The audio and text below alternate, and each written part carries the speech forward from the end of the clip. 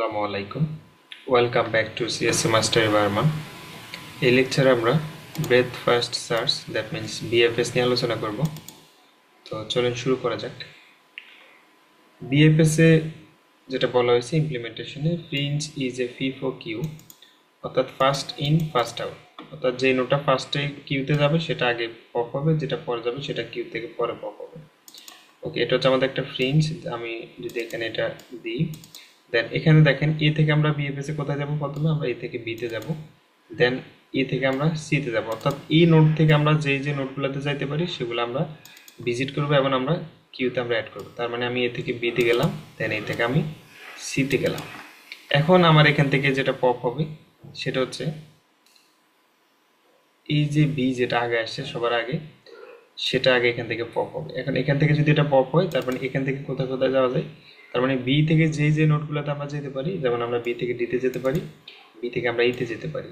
যদি এখানে বি থেকে অন্য একটা নোটও থাকতো আমরা সেটাও কিন্তু ভিজিট করে ফেলতাম। অর্থাৎ বি থেকে আমরা যতগুলো নোটে যেতে পারি সবগুলো নোট আমরা কিউতে অ্যাড করবো। তার মানে এখানে আমি ডি কিউতে অ্যাড করলাম এবং আমি হচ্ছে এখানে ই কিউতে অ্যাড করলাম। ঠিক আছে, তাহলে এখন আমার কিউ থেকে কোনটা পপ হবে? কিউ থেকে পপ হবে হচ্ছে আমার সি।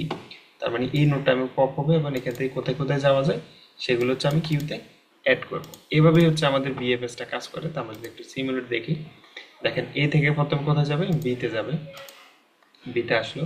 দেন এ থেকে আর কোথায় যাওয়া যায়? সিতে যাওয়া যায়। তার মানে এবার সিতে আসবে, সিতেও আসলো।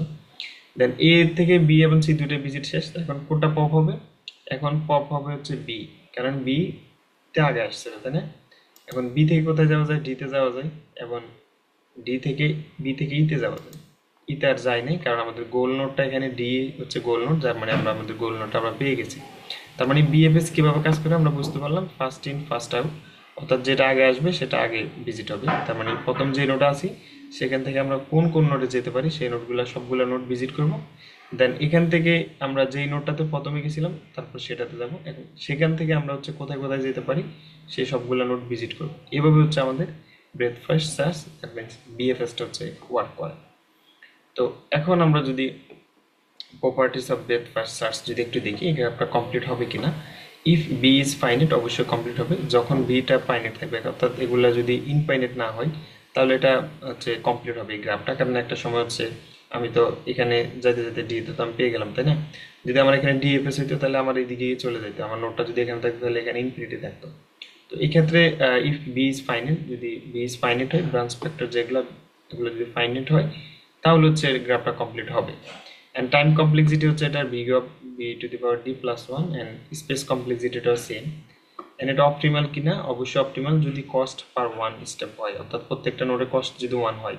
যেমন এখান থেকে এটা কষ্ট যদি 1 হয়, এটা থেকে এটা কষ্ট যদি 1 হয়, সেক্ষেত্রে হচ্ছে এই সার্চটা হচ্ছে অপটিমাল। ঠিক আছে, তো এই ছিল আর কি বিষয়। এখানে যেটা বলছে space is the bigger problem more than time, অর্থাৎ বিএফএস এর যেটা ডিসঅ্যাডভান্টেজ বলা যায় সেখানে স্পেস কমপ্লেক্সিটিটা একটু বেশি। তো এখানে স্পেস কমপ্লেক্সিটিটা একটু বেশি লাগে। তো এটাও আসতে পারে পরীক্ষা যে বিএফএস এ কমপ্লেক্সিটি বা ডিসঅ্যাডভান্টেজ কি, বা স্পেস কমপ্লেক্সিটি বেশি কেন লাগে? কারণ প্রত্যেকটা নোড হচ্ছে আমার কিউতে অ্যাড করা লাগে, প্রত্যেকটা নোড প্রত্যেকটা ডেপথ লেভেল পর্যন্ত। তো এই ছিল আসলে বিএফএস ব্রেথ ফার্স্ট সার্চ। ধন্যবাদ সবাইকে, ভালো থাকবেন। আসসালামু আলাইকুম।